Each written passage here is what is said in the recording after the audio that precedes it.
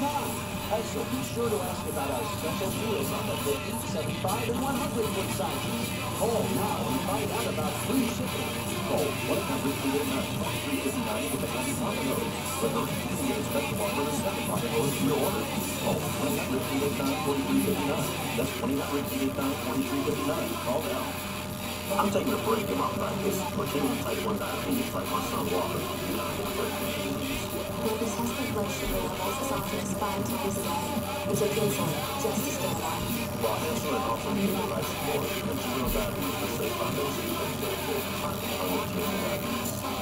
the only insulin for the 24 million Americans who suffer with diabetes. You find this at radiology.org.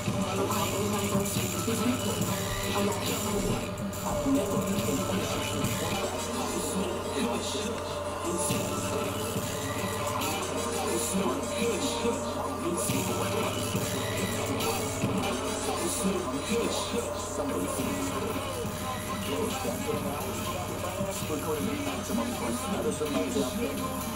Great to move a back restoration.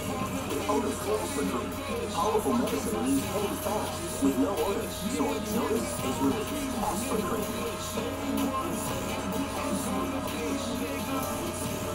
Provide respect to the voice who has provided this country an extraordinary service. We are safer because of the work that Dave Petraeus has done.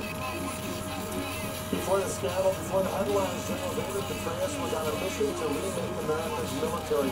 But all that fell apart when he broke his own rule about publicity: never become your own front page headline. Joining us now, a man who knows a lot about General Petraeus, Frank Kaplan, Slate's national security columnist and author of the important book, The Insurgents. Frank, thanks very much for joining us. Oh, thank you for having me. You added a postscript to your book about the Paula Broadwell affair. Were you surprised, as I was, all of us were, when we first heard about this affair? How stunned were you? I was pretty surprised, but as you know, I've never met an unassuming four-star general, and General Petraeus was a lot more assuming than many. You know, this is a guy who, when he was commander in Iraq, he just did things on his own. When he was occupying Mosul, and there was no command anywhere in Iraq otherwise, he opened up the border to Syria, he set up economic enterprises, he held elections, all this on his own. When he commanded all of Iraq, he basically set up this thing called the Sons of Iraq, which paid ex-militants to come over and fight on the American side against the jihadists using the commander's discretionary fund, again, on his own authority. He didn't tell his superiors back in Washington about this. And these kinds of enterprises, he did this, he had to do it, because that was the only way that he could succeed on the battlefield. But, you know, once you do this sort of thing enough, maybe you get used to it. Yeah, I spent a little time with him in Baghdad in 2005, and I saw him. I saw how he operated. Obviously, he was very self-confident, very unique, and he did things exactly the way you point out, the way he thought was best for the country. Did you, in your research, if you did a ton of research, did you meet Paula Broadwell? I know you interviewed over 100 people in connection with your book. No, I never interviewed her. I mean, I know who she is. I know people who know her. This affair was widely rumored, but nobody really believed that it was happening until it was discovered. Yeah. So you believe he did the right thing by resigning? Well, no, here's the thing that people don't realize. You know, adultery, it's a crime in the Uniform Code of Military Justice. Even if you're retired? Well, you know, there's an old saying, generals retire only when they go to bed at night.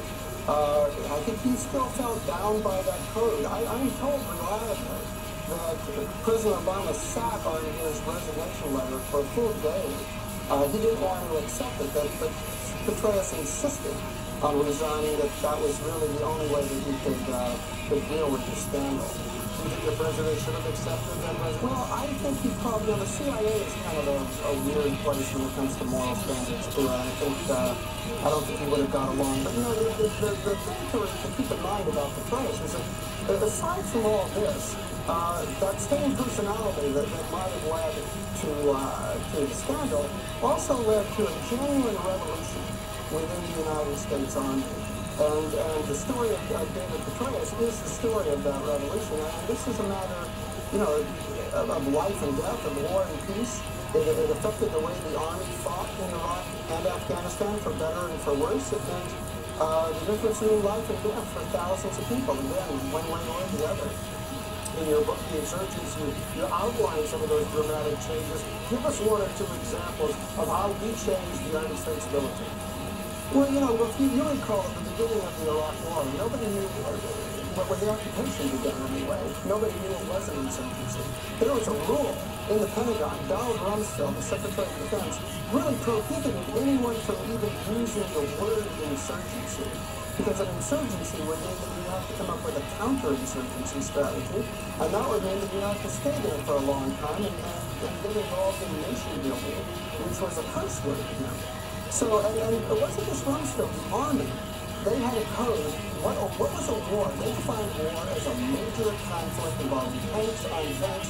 In the latest military manuals, before Petraeus became commander, this kind of war, a counterinsurgency war, it was called a military operation other than war. It wasn't even called a war. They called it Mutwa. And General Saakashvili, the chairman of the Joint Chiefs of Staff, was once known to have said, real men don't do Mutwa. So the idea that an army, a conventional army, would go into a city and help set up economic enterprises and try to win over the hearts and minds of the people, in other words, to recognize that the insurgency actually had a cause, and there were injustices against the reigning government, and therefore, to defeat the insurgency, you had to deal with these causes. You had to build up the economy. You had to help make the government more legitimate. This was something that the conventional army had absolutely no interest in doing whatsoever until he came along and changed that. 5 years from now, when we look back on the whole operation in Iraq, going back to March 2003, when the U.S. went in, got rid of Saddam Hussein, and then eventually 10 years or so later got out, will this have been worthwhile for the United States? Well, that's a very good question. You know, one thing that Petraeus said many times was that the whole point of the surge and the shift to the counterinsurgency strategy, both of which he maneuvered into being through some pretty amazing bureaucratic politics. This was to give the Iraqi government some breathing space. This was to give them an opportunity to work out their own politics. If it turns out that the Iraqi government has no interest in reconciling with Sunnis, for example, and they have no interest in working out a division of oil revenue or working out property divisions in Kirkuk, then yeah, it might have all been for naught, because it worked tactically, but the strategic purpose of the war might very well go down the drain. And if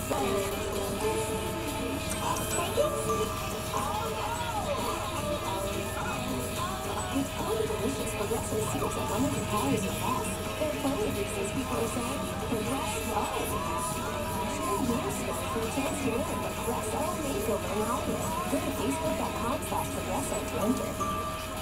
Staying close to the people in your world matters, but when they're across borders and oceans, keeping in touch by phone can be difficult. But not if you have PenTalk. PenTalk frees you to make affordable international calls with clear connections whenever and wherever you want. So you can share the special everyday moments that happen in your life while they're happening. PenTalk has great low rates to over 200 countries, some as low as 47 minutes. And as a special bonus, pick your favorite international numbers and you'll save 20% more on next calls. PenTalk works with any phone service, cell, home, or office. Plus, use our free mobile app for iPhone, Android, or BlackBerry, and international calls are as easy as tapping on a contact. So get PenTalk now. It's simple. Visit PenTalk.com, download our free mobile app, or call 1-800-393-305. Within minutes, you'll be making easy and affordable international calls to share your everyday moments with the people in your world. PenTalk, how's your day? Welcome everybody, our starting point this morning. CNN tomorrow morning. So Loretta Ryan, she's shot. What are you against the hip-hop? There. But you think there's a war in the week? And fun. War in the week? War now. Starting point with Loretta Ryan. CNN tomorrow morning, 7 Eastern. Available to racial communication in general.